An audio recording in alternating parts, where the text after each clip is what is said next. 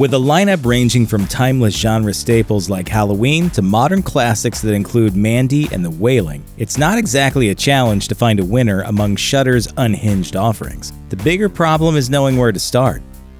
Given the stigma that's generally accompanied the vampire genre since a certain sparkle-skinned seed of night gained pop culture infamy, we'll go ahead and give you a free pass for having likely missed Michael O'Shea's relentlessly bleak The Transfiguration.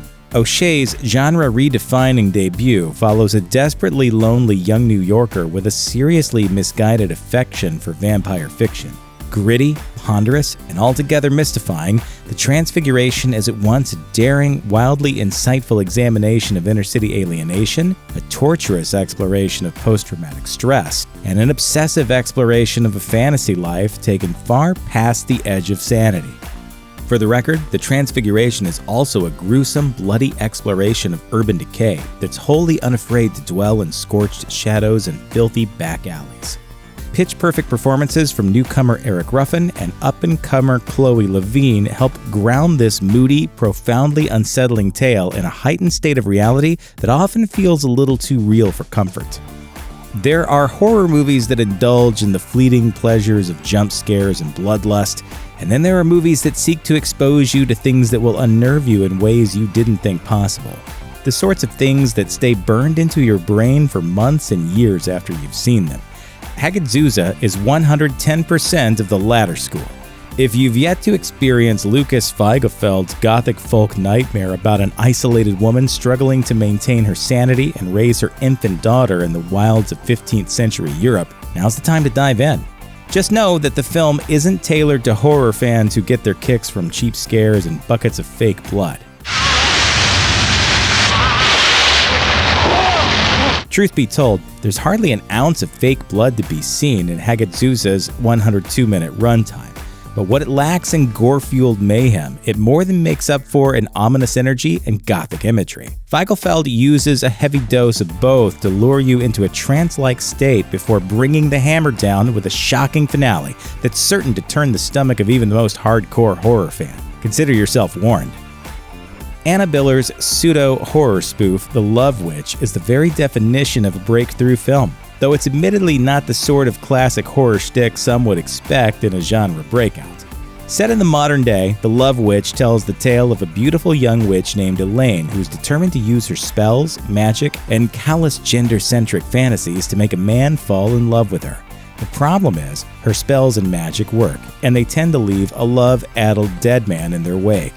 When the bodies start piling up, locals start to take notice of Elaine's bewitching ways, and the young sorceress's life begins to spin out of control.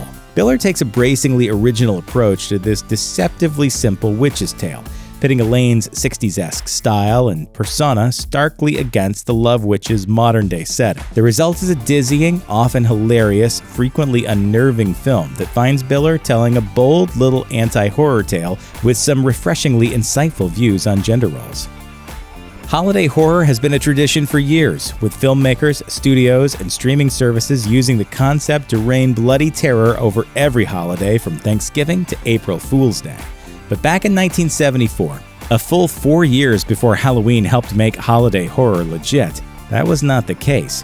So it's no surprise that not many people really knew what to do with Bob Clark's menacing holiday slasher piece, Black Christmas, upon release. 45 years later, people still don't quite seem to know what to make of Clark's wicked little holiday nightmare. And okay, that may be because Clark's name is typically associated with a holiday film he made a decade after Black Christmas, a Yuletide charmer about a boy who really wants Santa to leave him a carbine-action Red Ryder BB gun under the tree. Yes, the guy who directed Black Christmas also directed the iconic family-friendly holiday fable A Christmas Story, though we'd argue that Black Christmas is the better movie. Isn't Santa naughty? Oh, ho, ho. It's also widely regarded as one of the first full-on slasher flicks, one that finds a bevy of sorority girls who are being terrorized by a madman over Christmas break. From that now classic slasher setup, Clark and screenwriter Roy Moore craft a bleak, breathless, socially conscious drama overflowing with the sort of shocks and genre staples that have been copied over and over in slasher movies. Only Black Christmas is so much smarter. If the past few years have taught us anything, it's that the so-called Hollywood Dream Factory is an absolute nightmare for aspiring young actresses. Still, thousands of would-be starlets flock to Tinseltown every year in hopes of becoming the next big thing. Most of them will fail miserably, and those who make it may be forced to sacrifice parts of themselves they cannot get back. Dreams require sacrifice, and so do we. Released in the fall of 2014, Kevin Kolsch and Dennis Widmeyer's harrowing Hollywood drama Starry Eyes is a film painfully aware of those facts. As such, it now plays as a near prophetic piece of horror fiction that, even in its unbridled, brutalistic insanity, somehow doesn't feel like it's all that far off the mark. On the surface, of course, Starry Eyes really could not be more realistic, as it follows the talented young Sarah who, on the verge of finally landing her big break, has the proverbial rug pulled by a sleazy producer with ulterior motives. Turns out those motives are far more devious than anyone might have expected, a fact that Sarah learns the hard way when she eventually succumbs to his advances. What follows is a ruthless fever dream that's part body horror nightmare, part occult drama, and part vicious Hollywood satire, all of which likely makes Starry Eyes sound a bit nutty. Believe us when we say it is, and in all the best ways. If repulsion-style psychodramas are your cup of tea, Robert Altman's Images is a legit must-see.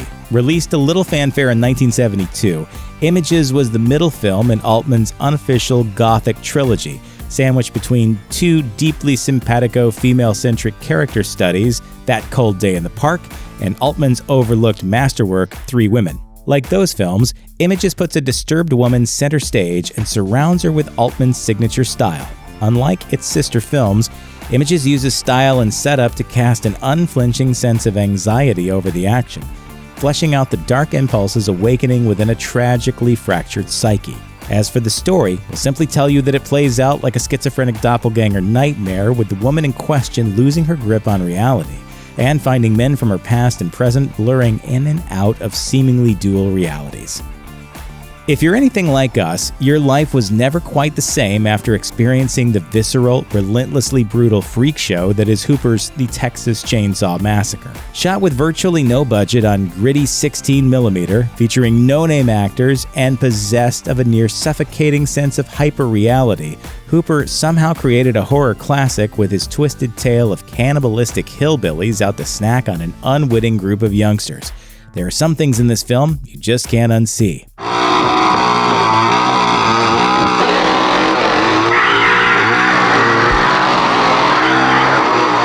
As for the things you simply can't unsee, well, if you've already experienced the Texas Chainsaw Massacre, then you hardly need us to tell you about them. If you haven't, we wouldn't dream of spoiling the grisly horrors that await you within the movie's sweaty, white-knuckled 83 minutes.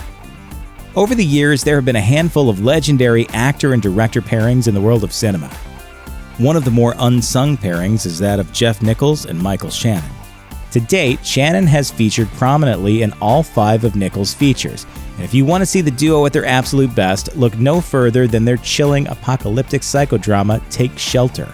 Part rural family drama and part doom-filled psychological thriller, Take Shelter follows a farmer plagued by horrific visions of a coming cataclysm.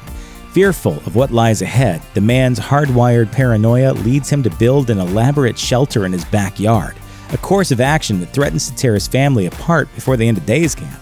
Featuring career-best work from Shannon and a star-making turn from Jessica Chastain, Take Shelter finds Nichols playing in genre tropes with the precision of a horror master, building the madness to fever pitch that will leave your heart in your throat and your jaw on the floor. You should know up front that the first 30 minutes of Most Beautiful Island will feel a lot more like a deeply personal indie drama than a full-blooded horror film. Stick with it, because as the action moves along, this inspired by true events tale of a doomed American dreamer morphs into a neo-noir nightmare that will leave you shaken to your core. Written and directed with visceral intensity by first-timer Ana Asensio, who also stars, Most Beautiful Island follows the travails of the troubled, undocumented Luciana, who, in desperate need of cash, takes a mysterious job that pays a large sum of money. It seems too good to be true, and it is. Asensio wisely makes you wait to see what the job is, instead using her film to depict the day-to-day nightmare that is immigrant life in America. We find out about that job in the film's final 20 minutes, and we can say with all confidence that you'll never see it coming, and that you'll spend the pulse-pounding final moments of Most Beautiful Island on the verge of a fear-induced nervous breakdown.